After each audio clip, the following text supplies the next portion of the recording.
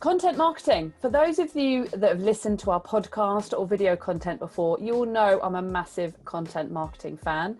And I'm also a bit of a stickler that many organizations are really not utilizing content marketing. They think it sits in the marketing department because it has the word marketing in it and shouldn't sit across the whole organization. And how wrong can they be? They can be very wrong, because ultimately content marketing, when done well, is all about attracting your audience and making them think, feel, or do something differently, subject to what their intent is. Now, I've been lucky enough at Social Beat to just finish a massive global bespoke content marketing upskilling project for a professional global organization across EMEA. They wanted to upskill their core team across EMEA and upskill them on content marketing and the value of it, and how it shouldn't just be about creating content for content's sake, but should really sit in the sales team, the marketing team, the partners team, and the various other teams.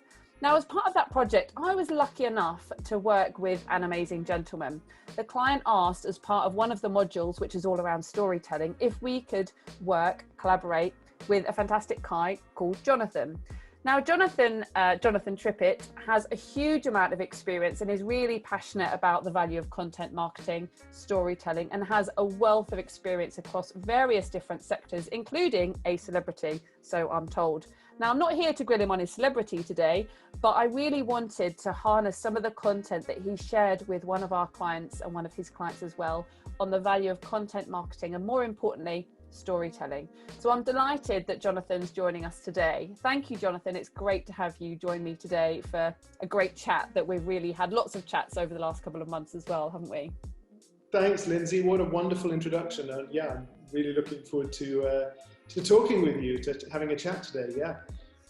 So, storytelling. Many organisations may or may not know what storytelling is. I think it probably might be worth just starting on, like, what is storytelling, if that's okay?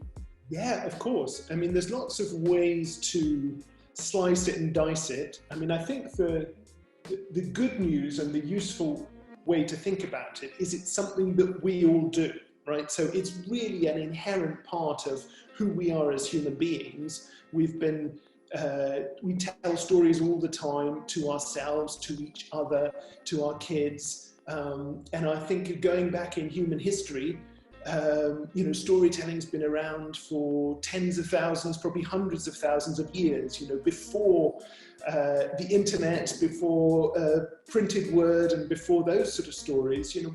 We'd sit around the fire and tell stories. And I think it's a huge part of our culture. So that's, that's the mega sort of description. Narrowing it down a bit, it's something that I think organizations and clients are increasingly cottoning onto as a very important ingredient in marketing and communications activities. And, so we had the opportunity to work together on one of those projects.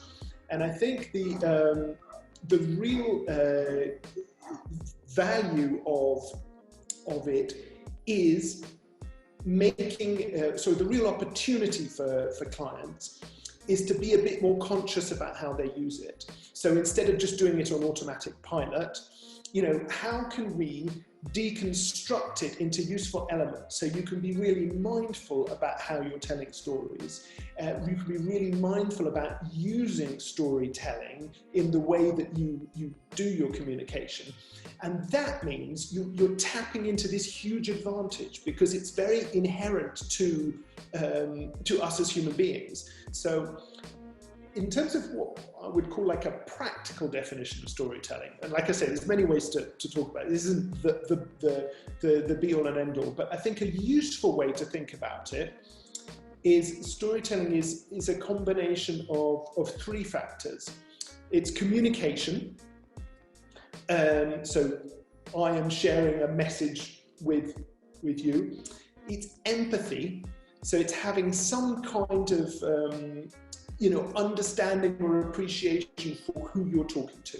So some sort of effort to think about how how the other party or parties are receiving this information and what's relevant to them. I mean, you might have the best, most engaging piece of content for me, but if you tell me in Aramaic or Egyptian, I'm probably not going to get it. So, having that sort of understanding of where the other person's coming from.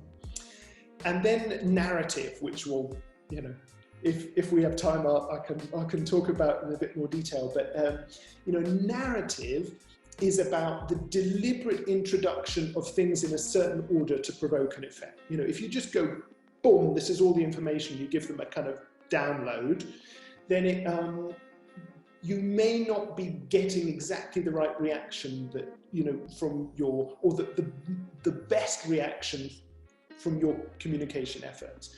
Whereas if you're a bit clever and strategic about how you introduce things in certain ways, then that narrative can help support your communication goals. So, we've worked together at length on this kind of thing, but just as one example, I think many people and many of your clients will be familiar with this idea of the hook, sort of like the intriguing little thing. Why should I carry on, reading this? Why should I carry on watching this? What's in it for me? That little thing that sort of intrigues, find out the 5 benefits of, or, do you want to increase your revenues by blah, blah, blah, or, how is AI going to transform your business? All those little hooks. So that's one narrative ingredient amongst a few that we would employ. So, long-winded answer, but in essence, I think a practical definition for our purposes today of storytelling would be communication plus empathy plus narrative. Yeah, excellent. And I think it's so easy to communicate these days because, you can send a tweet, you can send an email. It's not like the traditional marketing that we were used to many, many years ago. And I think because it's now so easy, people think, oh, I'll just send an email, and they don't think about it as much in terms of what do I want? If I'm sending it to somebody, what do I want them to think, feel, or do? And we really harnessed that with a client that we worked on recently. And incidentally, for those of you that are listening today, it was a B2B client. So it was a business-to-business organization that wants to generate leads.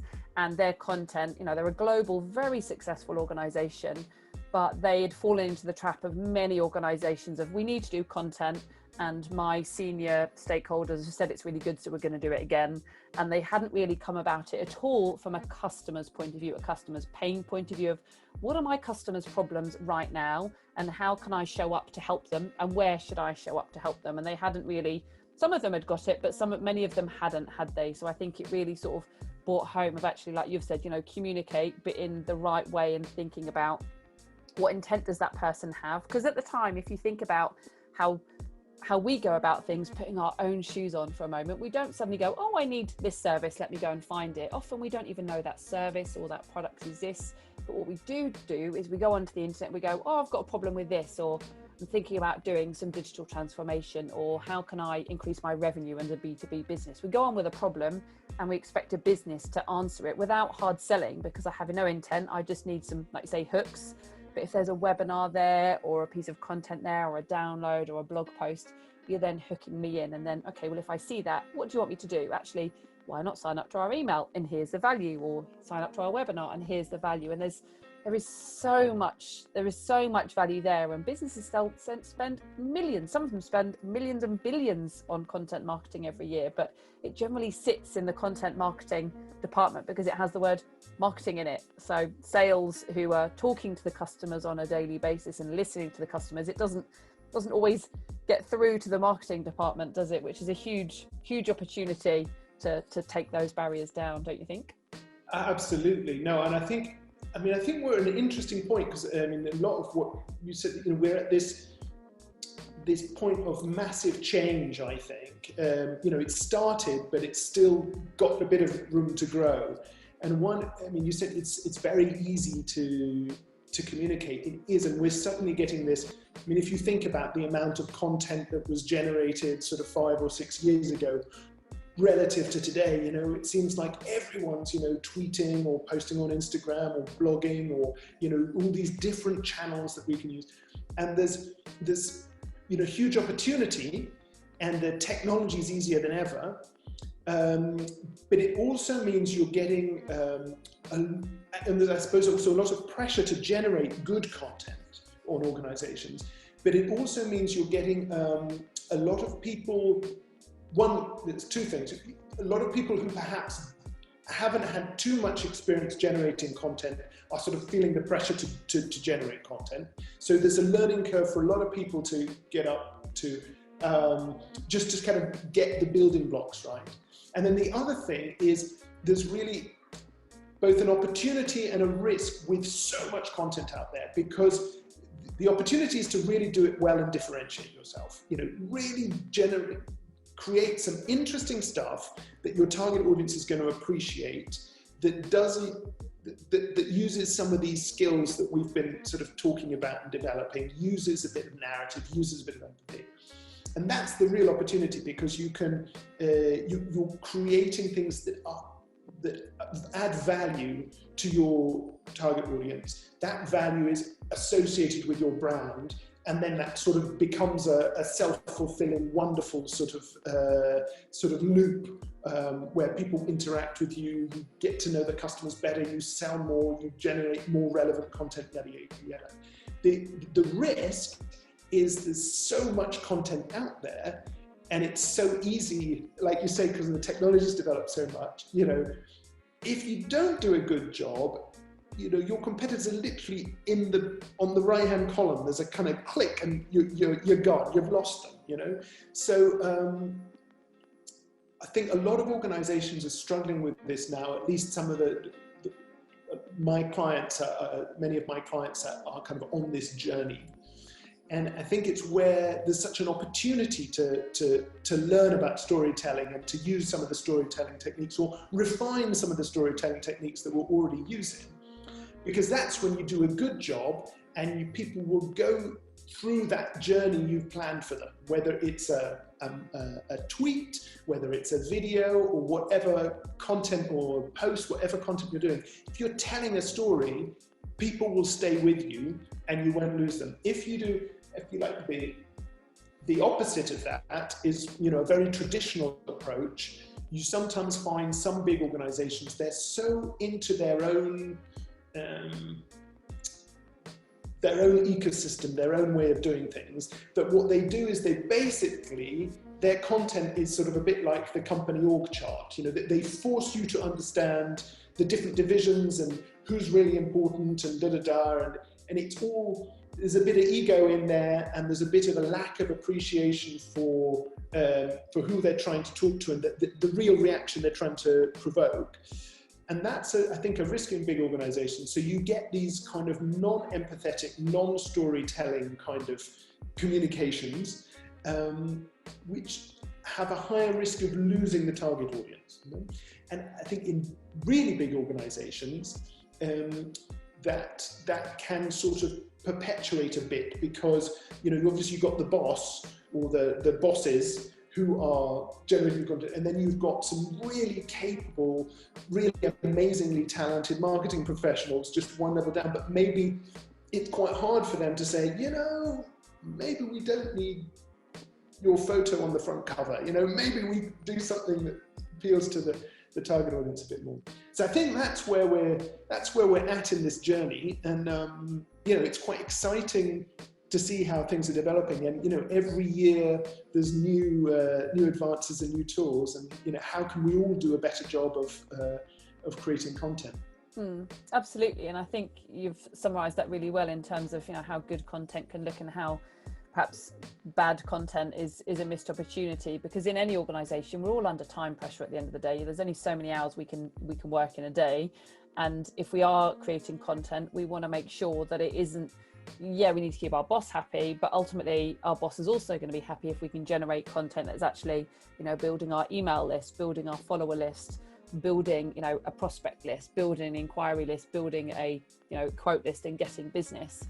And I think especially in B2B businesses, B2B people that are making decisions, they want to research on the internet, and they want to see any content going, that's me, that's me that I've just read about there. They can, that sounds just like the problem I've got as a story.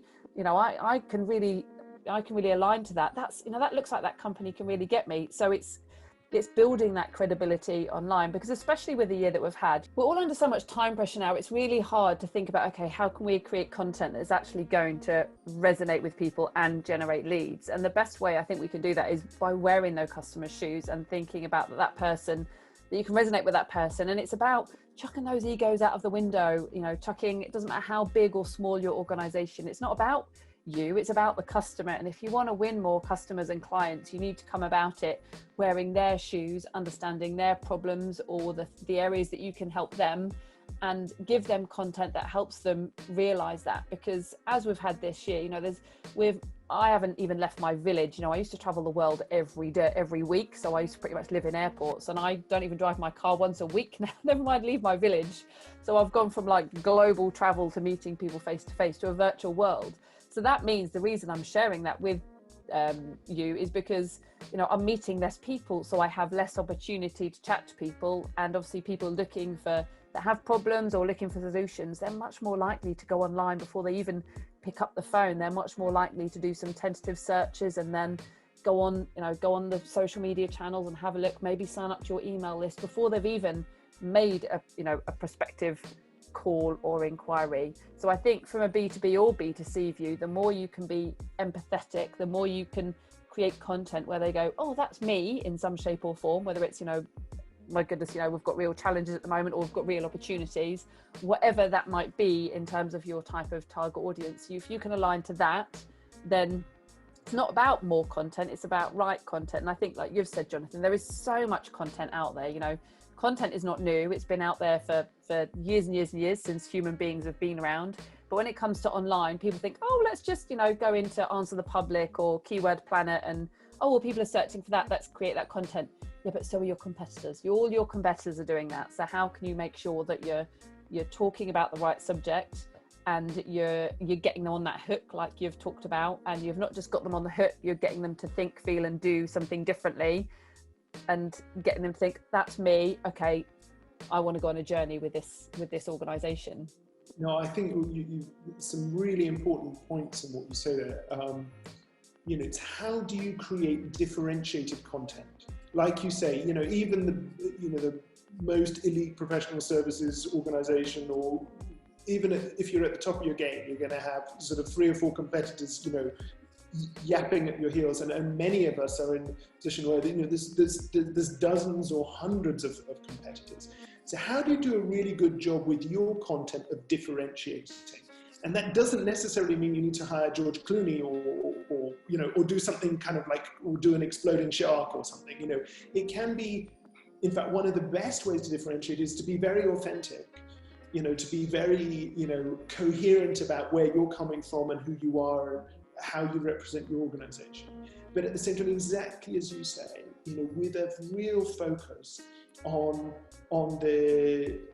who you're talking to, who is your target audience, and what do you want them to think, feel, and do after they've been on this communication journey with you, whatever it is, whether it's a tweet or a video or a podcast.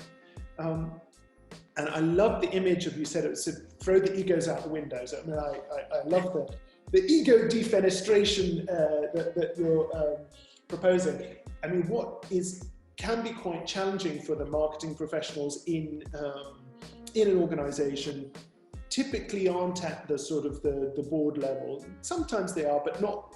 Most often they're a little bit down.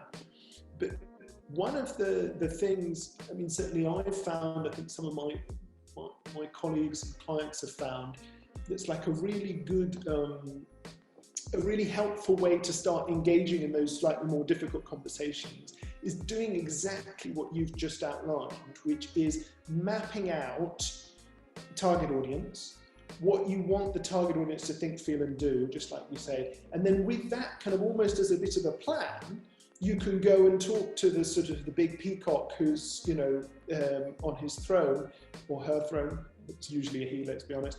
And sort of say, well, you know, we love your concept, but, you know, we think we've got an even better way to connect with the target audience and really differentiate this thing we're producing.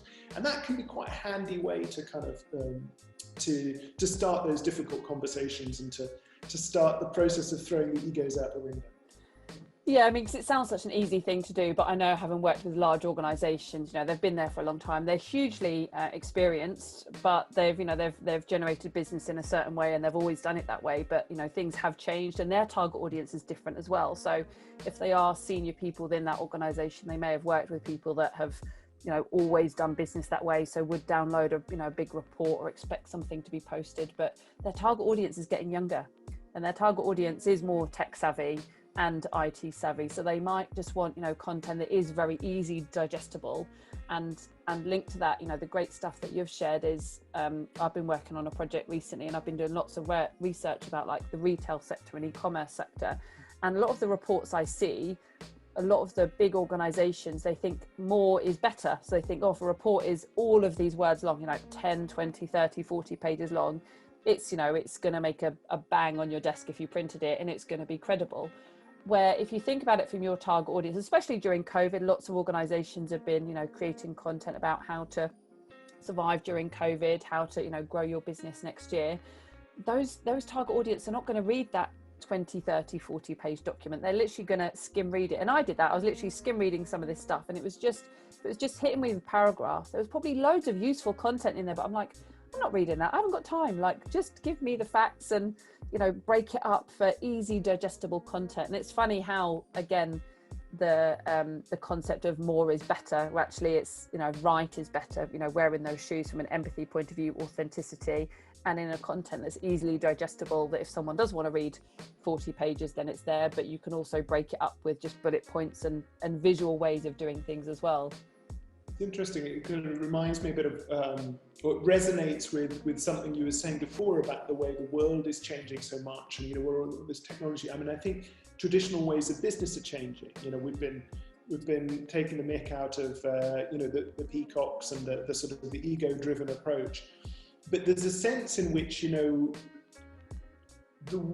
was a value to that in a previous way of doing business, where most of the sale would be in person, most of the meeting relationships would be in person. If you're walking in, the sort of your reputation has been enhanced by all these sort of great things, then you have a bit more credibility when you're in the meeting, sitting around the table, shaking hands, etc., etc.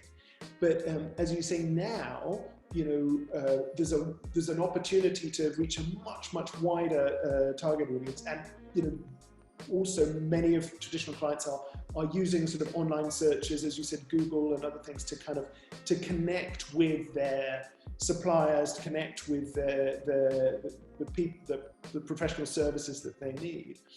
So it's about this sort of transition to a more sort of digital, bite-sized online world. And I think just aligned to that if there is that online world, obviously we created a framework for this project we've just done, but I used that framework, similar project, that framework was created bespoke for that client off the back of what they wanted to achieve. But there's a good solid framework that people can use on all type of content. And again, if you've got someone who's like, no, we always do it this way, that you can present that framework to them and basically show that there's so many people in the very early stages of having problems or looking for solutions to things that you're missing out on if you're waiting for people to find you online, or find your tweet or meet you face to face. That percentage is very, very small. If you really want to open the floodgates to your right target audience, then you need to get sort of earlier on in that food chain, which is all around content, isn't it? To sort of dangle that carrot and resonate with that person and get them on board with you. It was one of the things I really enjoyed about working with you and the Social Bee team was creating that framework for this thing. But like you say, I mean, a lot of the framework is really just being very conscious about all the things that we normally do subconsciously. Yeah. So really being disciplined to say, okay, who is your target audience? What's the purpose of this communication, and who's the target audience, and or audiences, maybe a number of different chunks. What do we know about them? How receptive are they going to be to the message? Are they going to understand all this jargon? What's their preferred way of digesting content? As much as after they've done it, what do we want them to think, feel, or do? We want them to think, these guys know what they're talking about, or something similar. We want them to feel a bit inspired, energized, maybe empowered, maybe intrigued, maybe kind of feel sort of open to reach out, maybe. And what do we want them to do? Find out more, get in touch, click. Is there a call to action in your communications plan? So have you made it easy for, if you've won over your target audience, have you made them easy to take the next step? What do you want the next step to be? So all of this in many ways is kind of common sense. I think it wasn't like when we were presenting it to the client, anyone was going, wow, I never thought of it this, like any of this before. But it's really easy, particularly as you say, everyone's under time pressure. People are running kind of multiple projects at once. Maybe there's a bit of budget pressure. Maybe, there's some personal stuff, and we've all been suffering a bit, with mental health this year. Many of us have, it's been a very tough year for many people. So with all of that going on, it's really easy to skip a step or a couple of steps. Or you do what you've done. You've had 3 successful campaigns, so you're just sort of doing an automatic pilot on the 4th one. And then the other thing, if I'm not getting too deep into tangents now, I find like really valuable about mapping it all out. And this was, the great thing about this project is it can often be that when you're halfway through a project and you with a boss or a team that you've worked with before and everyone sort of understands it and it's all kind of working intuitively quite well. And then a new person will come in, maybe you need to explain what you're doing to a different team within the organization. Maybe the boss changes or you've got multiple stakeholders to manage. I mean, that happens quite often in big organizations. So if you haven't done that sort of meticulous, conscious plan about what you're doing, it's doubly hard to then explain what you've been doing to someone else, and that's when you can sort of get risk in projects. Whereas if someone new comes on board and you've got, okay, great, welcome, great to see you, let me just take you through what we're doing and why we're doing it, and then at the very least you look very professional, you look like you've thought about it, and you've got a sort of a clear plan. So I think those are some of the big advantages. This may be a rabbit hole, but we're just chatting. Something I also find I've found in my career really useful, and this might be compensating for something that I do wrong anyway, but anyway, I'll share it just in case. I find this a really different dynamic if you go straight to a human being and say, okay, I'm going to restructure your plan, or this is the plan. There's somehow a bit of a kind of battle of wills. There's a kind of you, me, other sort of vibe to it, even in a pleasant interaction. Whereas if you have a plan, we both look at the third party, so it changes the dynamic. It's no longer about you and me and your will and my will. It's a third person. It's like, okay, this is the client, this is the plan, this is the science, and it's just a different vibe, and it's much more sort of friendly and constructive somehow.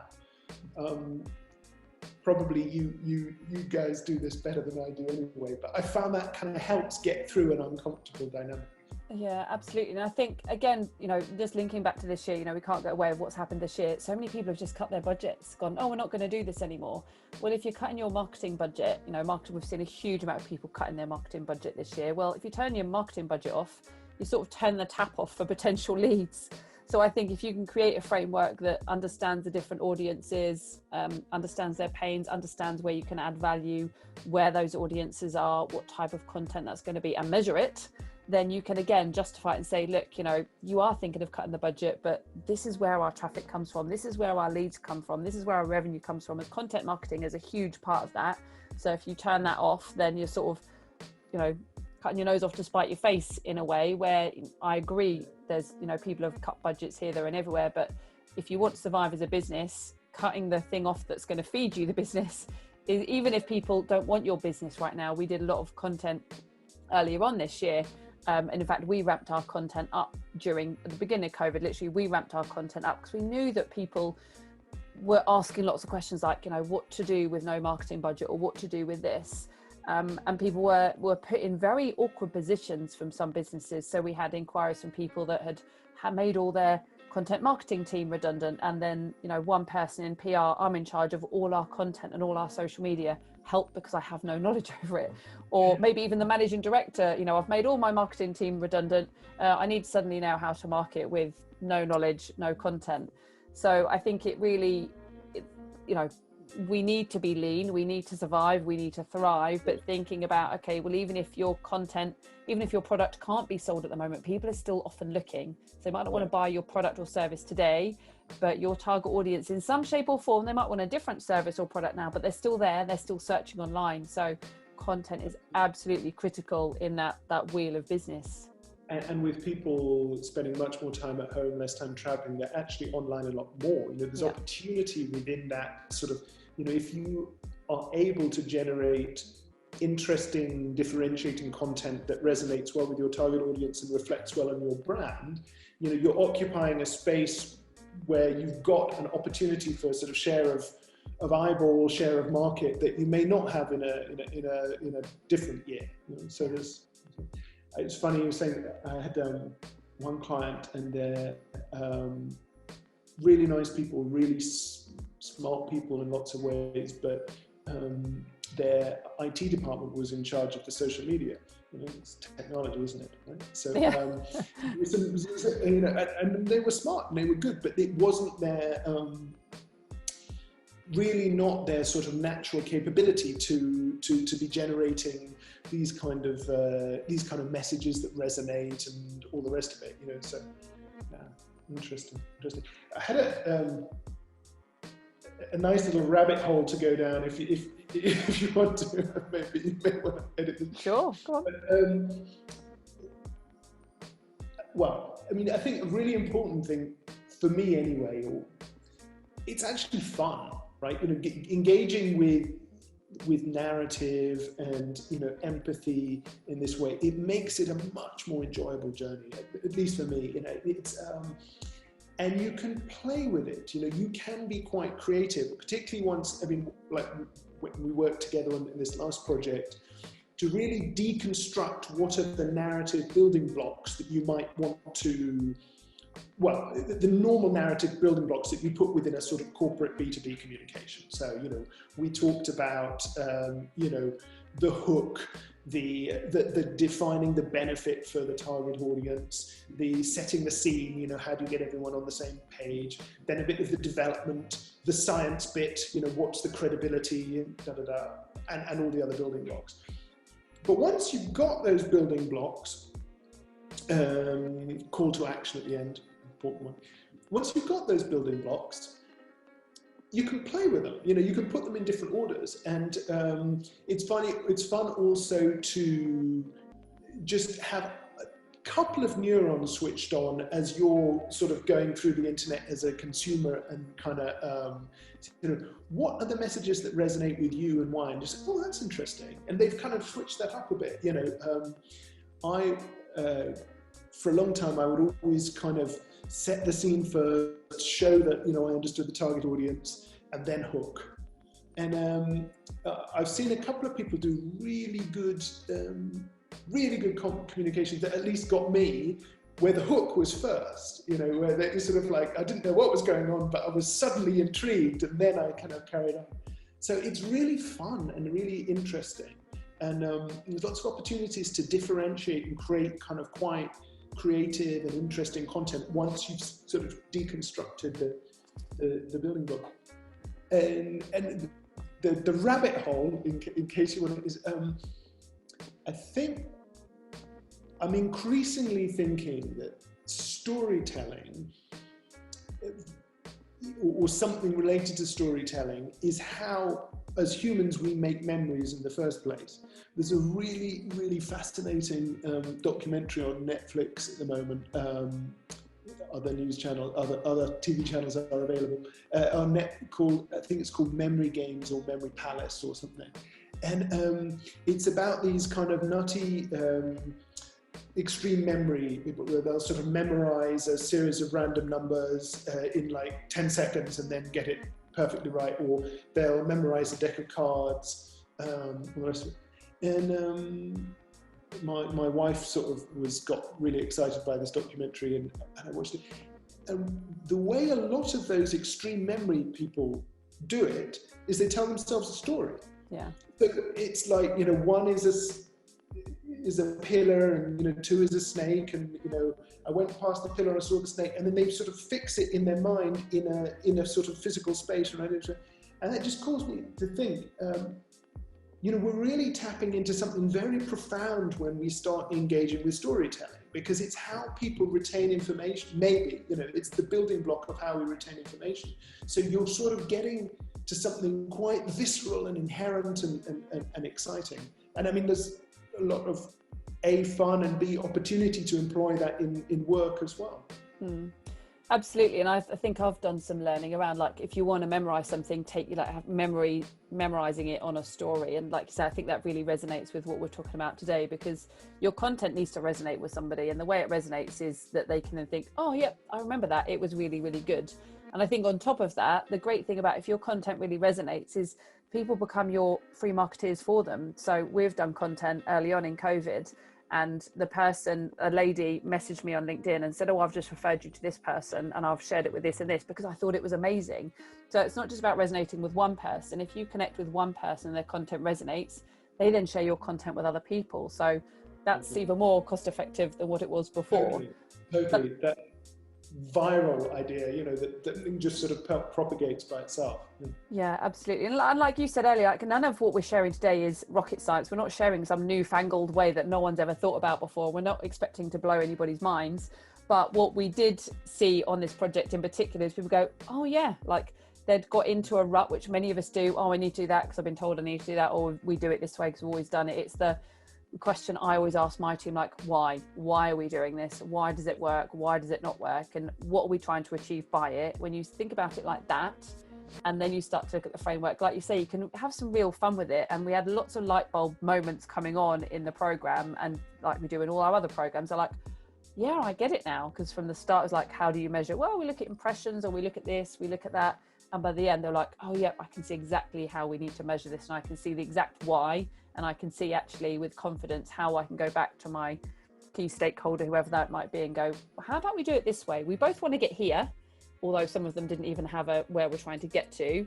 You need to have that objective of what that content's for. But they were then going, okay, we both want to get here. How about doing it this way? How about doing it that way? So it's been a fascinating project to work on.